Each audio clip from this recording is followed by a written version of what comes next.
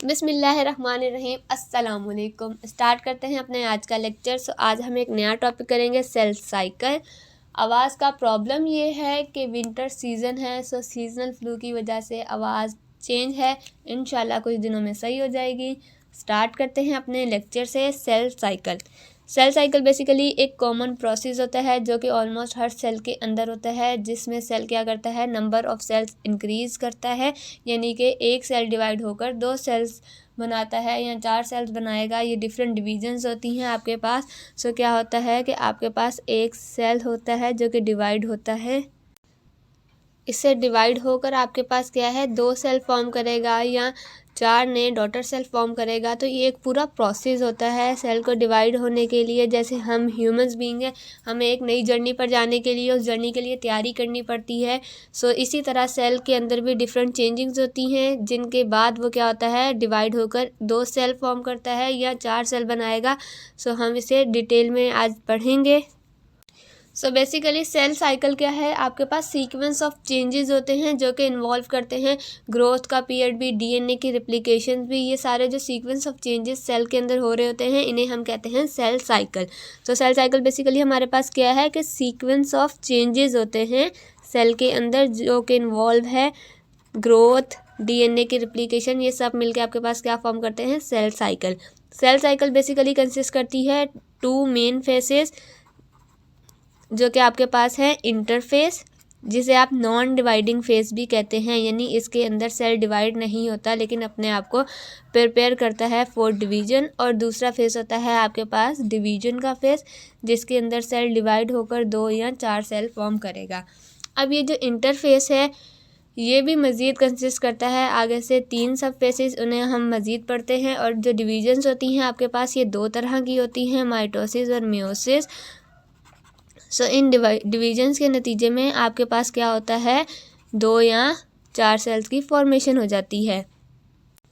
जो ये period of division होता है, इसे हम माइटोटिक डिवीजन भी कहते हैं और माइटोटिक फेज भी कहते हैं। सो ये हमारे पास ऐसा फेस है जिसमें सेल क्या होगा, डिवाइड होगा बेसिकली। सो आपके पास ये जो इंटरफेस होता है, ये ऐसा फेस है जिसमें सेल अपने आप को क्या करेगा, प्रिपेयर करेगा फॉर द डिवीजन। और डिवीजन में आकर सेल क्या हो जाएगा, डिवाइड होकर 2 सेल फॉर्म कर लेगा या आपके पास 4 सेल फॉर्म कर लेगा। अब है आपके पास इंटरफेस। सो इंटरफेस बेसिकली आपके पास क्या चीज़ है, अगर हम इसे डिटेल में डिस्कस करते हैं तो अब एक सेल है, उससे क्या करना है, अपने आप को डिवाइड करना है। लेकिन वो डिवाइड करने से पहले क्या होगा, कुछ चेंजिंग्स में जाएगा। सो पहले वो जो चेंजिंग्स में जाएगा, उन चेंजिंग्स में आपके पास डिफरेंट फेसेस आ जाएंगे, जिन्हें हम यहाँ पर ड्रॉ कर लेते हैं ताकि समझने में आसानी हो जाए। तो आपके पास एट दी एंड क्या हो जाएगा, यहाँ पर 2 डॉटर सेल्स फॉर्म हो जाते हैं। ठीक है। सो सबसे पहले ये जो आपके पास 2 डॉटर सेल्स होते हैं, इनमें से एक सेल अंडरगो कर रहा है सेल साइकिल को। सो ये जो सेल साइकिल को अंडरगो करेगा, सपोज करेंगे इसके पास यहाँ पर सिर्फ एक क्रोमोसोम है। ये आपके पास इस वक्त है G1 फेस के अंदर। अब इस क्रोमोसोम को डबल होना है, सो आपके पास ये चला जाएगा S फेस के अंदर। और इसके बाद यहाँ पर एक छोटा सा फेस आता है जिसे हम G2 फेस भी कहेंगे। उसमें बेसिकली क्या होगा, सेल अपनी एनर्जी को जमा करता है और जमा करने के बाद आपके पास क्या हो जाता है, डिवाइड होकर 2 सेल की फॉर्मेशन कर लेता है। तो इसमें इस टाइप पे अगर 2 क्रोमोसोम थे तो डिवाइड होने के बाद हर सेल में 1 क्रोमोसोम रह जाएगा। सो जो इंटरफेस होता है आपके पास, ये कंसिस्ट करता है 3 फेसेस। G1 फेस कहा जाता है, इसे गैप 1 फेस भी कहा जाता है। नेक्स्ट फेस होता है आपके पास S फेस, इसे सिंथेसिस फेस भी कहा जाता है। इसमें बेसिकली क्या होता है कि आपके पास डीएनए की सिंथेसिस होती है। और थर्ड फेस होता है आपके पास G2, इसे प्री माइटोटिक फेस भी कहा जाता है। और इसके अलावा ये फेस आपके पास गैप 2 फेस भी कहलाता है। अब इन फेसेस के अंदर डिफरेंट जो होते हैं आपके पास इवेंट्स हो रहे होते हैं, जिसे हम कह सकते हैं कि डिफरेंट एक्टिविटीज़ हो रही होती हैं। तो जो सबसे पहले है आपके पास G1 फेस।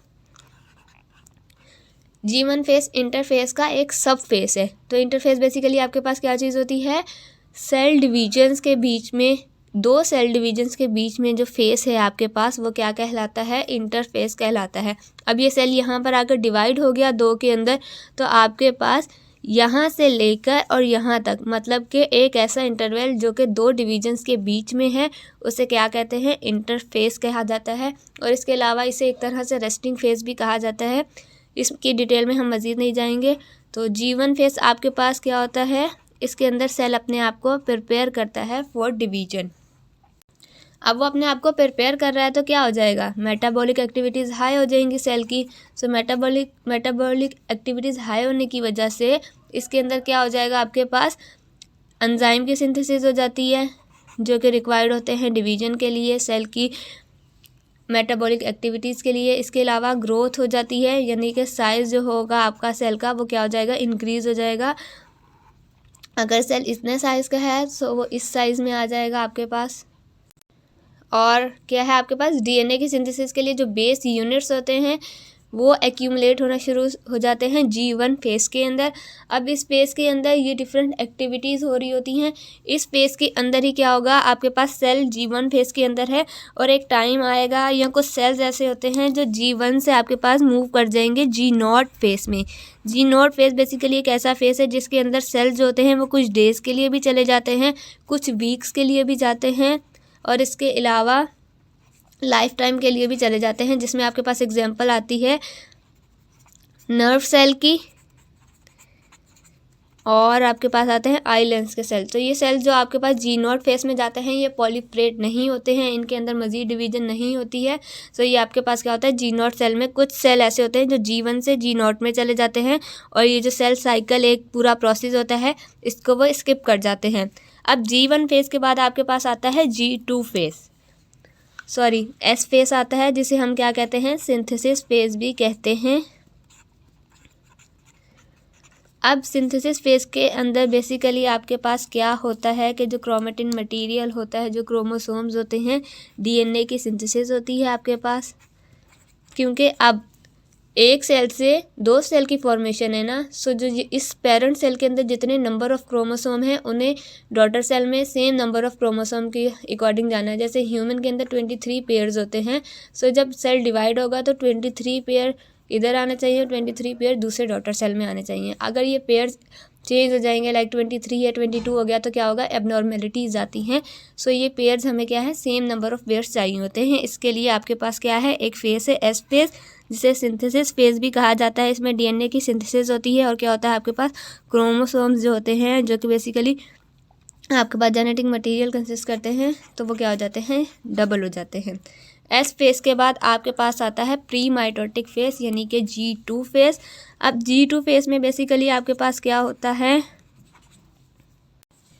G2 फेस के अंदर आपके पास क्या होगा, एनर्जी स्टोर की जाएगी, किसके लिए, क्रोमोसोम की मूवमेंट के लिए ड्यूरिंग द सेल साइकिल का एक फेस है डिवीजन, ठीक है। एनर्जी को स्टोर किया जाएगा क्रोमोसोम्स की मूवमेंट के लिए। इसके अलावा डिफरेंट प्रोटीन जो हैं वो सिंथेसाइज होती हैं, आरएनए सिंथेसाइज होता है इस फेस के अंदर। इसके अलावा आपके पास क्या होता है, इसके अंदर माइक्रोट्यूब्यूल्स, ये सिंथेसाइज होती हैं जो कि आगे जाके क्या फॉर्म कर देती है, आपके पास सेंट्रियोल फॉर्म करती हैं और जो कि स्पिंडल फाइबर फॉर्म करके आपके पास डायरेक्शन करता है क्रोमोसोम्स की कि इन्हें किस तरफ डिवाइड होना है। सो यहाँ पे आपके पास G2 फेस के बाद डिवीजन के फेसेस आ जाते हैं और उसके बाद आपके पास सेल क्या हो जाता है, डिवाइड होकर 2 या 4 सेल फॉर्म कर देता है। अब ये जो सेल साइकिल है बेसिकली ये हर ऑर्गेनिज्म के अंदर डिफरेंट टाइम पीरियड की होती है। सो ह्यूमन सेल के अंदर जो होता है आपके पास, या ह्यूमन सेल जो होता है उसकी सेल साइकिल का टाइम पीरियड है 24 आवर्स का, जबकि यीस्ट सेल का जो टाइम पीरियड है वो है 90 मिनट्स का।